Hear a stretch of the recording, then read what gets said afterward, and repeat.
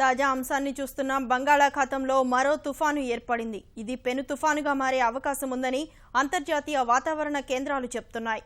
ఆంధ్రప్రదేశ్ కోస్తా తీరంపై ఈ తుఫాను ప్రభావం ఉంటుందని ప్రకటించాయి.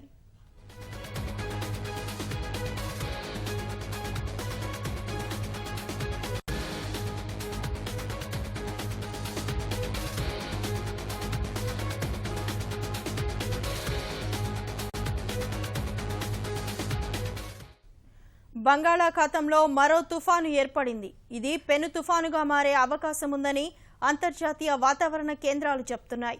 ఆంధ్రప్రదేశ్ కోస్తా తీరంపై ఈ తుఫాను ప్రభావం ఉంటుందని ప్రకటించాయి.